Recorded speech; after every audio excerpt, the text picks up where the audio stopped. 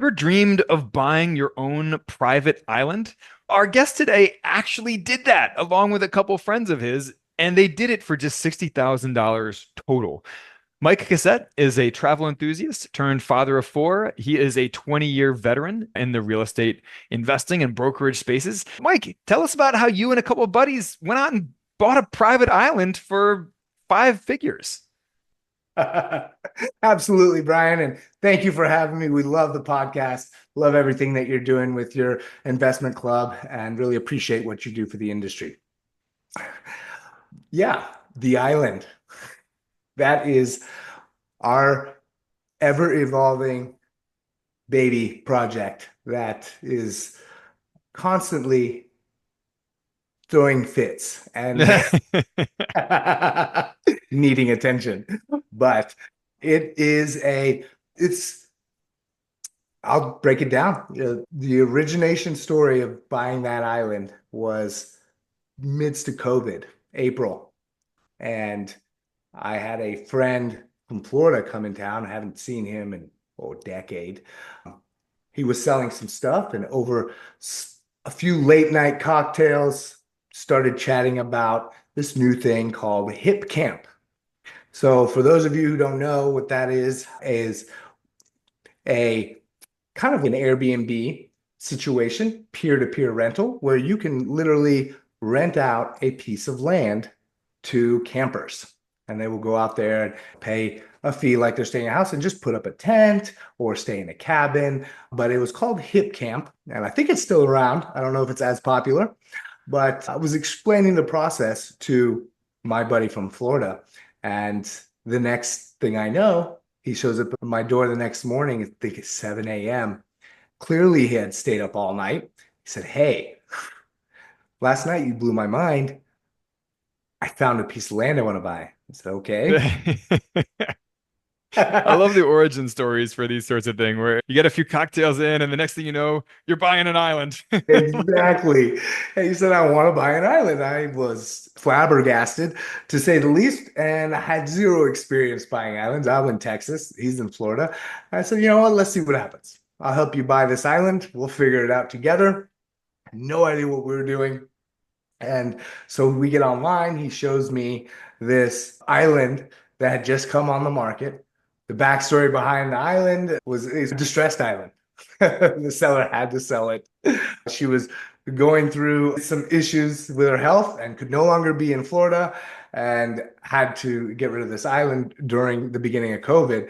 And comparatively, we got it about half price, and which we thought was an amazing deal. At that time, I was helping my buddy buy it, and banks don't really like to fund coastal undeveloped islands. Imagine. Yeah, sounds like an understatement.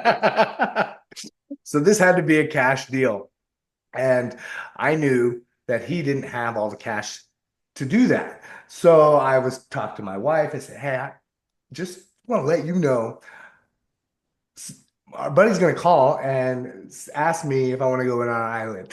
I can see this happening, right? Because we're under contract and I know he doesn't have the money. I'm like, this is going to be interesting. And I know the banks aren't lending. So sure enough, he calls me. He said, "Hey, man, what are you?" I said, "What? You want me to go in on the island with you?" "Yeah, how'd you know?"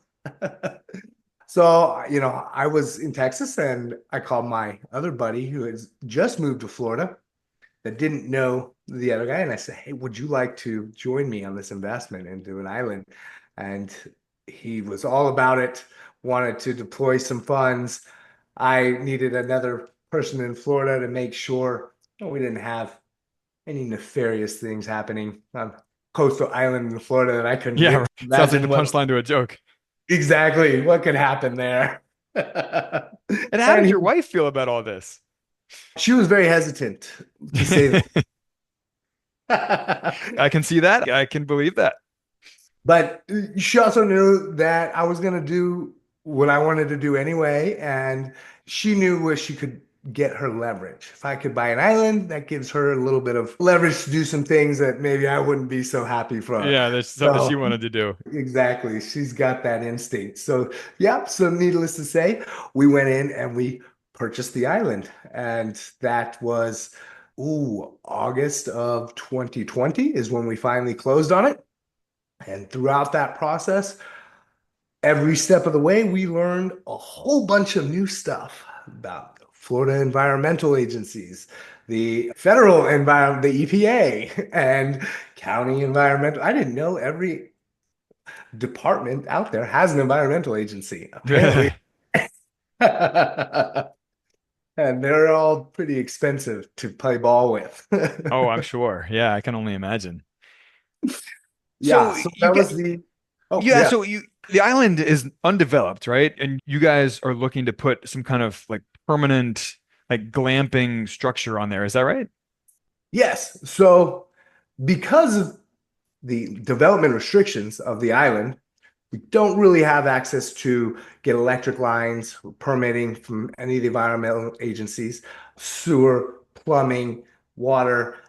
Nothing like that is readily available without throwing the economics way off. So the next alternative is, and this was brought to us by some yoga groups and some the Florida State Environmental Department and other universities wanted to go out there and bring people to camp out there and experiment and look at fishing and have yoga retreats and all these different things. And so we started developing the camping aspect of it.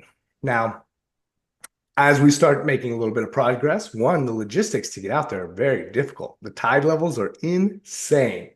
And so getting out there, it was always a difficult measure. But then later in on top of that, the hurricanes that we had recently been hit with. So having both of those restructure our thinking process on what we can do out there has been an ever evolving conversation. And it's a fun one. We love going out there and taking the kids and imagining what we can do.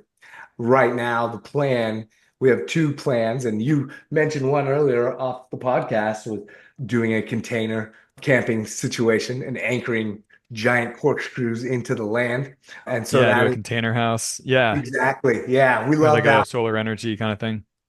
With rainwater collection and all of that. And I think that would work as if we could figure out how to get the containers out there. That's the fun aspect. And the other side of things is renting out campsites underground, big metal containers where you can open them up. We give you a code, you open up the container, you pop out all the campsite stuff you need, grills, tents, all of that good stuff. And then you stay there for however long, you pack it back up, take a picture, put it back, and then when the hurricanes come, once everything's underground, we don't lose any infrastructure. So those are the two ideas that we are experimenting with now, and it's been a lot of fun. And and I gotta say, it is a guilty pleasure that really having that island for the three of us and bringing our families down is one thing, but the head of household man escape opportunity to get away, reset, vent, talk about our businesses, talk about our kids, do a little fishing, hang out at the island. That's where a lot of the value Yeah. actually comes from. Yeah. And there's nothing wrong with mixing business and pleasure that way with second homes. Like we talked about in another episode, Airbnbs, and you can use those for yourself too as second homes. But yeah, so I understand that this property, this island does not generate any income yet, but that it has jumped up significantly in value for you guys. Yeah, just talk us really quickly through some of the economics of that. You are getting more value out of this than just being able to camp there, fish there, hang out with some buddies there, take the kids. So yeah, walk us. How has this island changed in value since you bought it? Interestingly enough, we bought it right at the very beginning of COVID. And if you're anywhere in the real estate game, you know what happened during COVID and real estate values. Oh yeah, Well, yeah, and that just the land values alone was one thing. There was also the fact that there was a lot more interest in separation from crowds right. and getting out into outdoor space and having these kind of retreats, if you will. So we had both right there, and we bought it at a great price. It was things were going for a little over $100,000 an acre, and when we bought it, and now there's things have doubled. Wow. So we are estimating our value right now in the 200s, and that's just for the land. However, our overhead is just taxes, I think 300, $400 a year, split between three people. And the intrinsic value of going out there and enjoying it is far exceeds that overhead.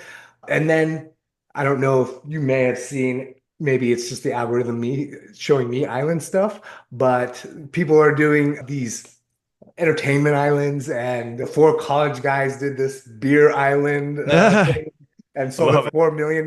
Yeah, there's Beer all sorts of Island. stuff. Yeah, yeah. They charge people to go out there and drink beer. That's it. They just and have a party, and they That just sounds like charge the per simplest head. business model I've ever heard. I know. It's crazy. So there's a lot of ideas floating around, and we've got nothing but time, and it's not something that we necessarily ever want to liquidate, but at the same time, we would like to monetize it at some point. Yeah, start generating revenue from it. That makes perfect sense. So, Mike, in 30 seconds or less, tell us how you help people and how people can connect with you if they want to take you up on that help. Absolutely. You can find me across all the social medias, the TikToks and Instagrams, Face at Ask Mike Koss, AskMikeCoss. And I'm here to help you in Central Texas. If you're looking to invest in the greater Central Texas area, I love helping people diversify their portfolio based on their unique specifications, their place in life, and the portfolio architecture dynamic that I like to specialize in. Awesome. Guys, if you enjoy these quick, quirky conversations that we have with people in real estate and personal finance and investing, please rate, review the show, share it with your friends, your colleagues, your cousin twice removed. And if you're interested in passive real estate investing, investing hands off, we have an investment club that meets every month to vet a new deal together. So check out sparkfunnel.com/free for a free course on how passive real estate investing works, how you can do it by yourself or with us. And in the meantime, stay weird, unconventional investor.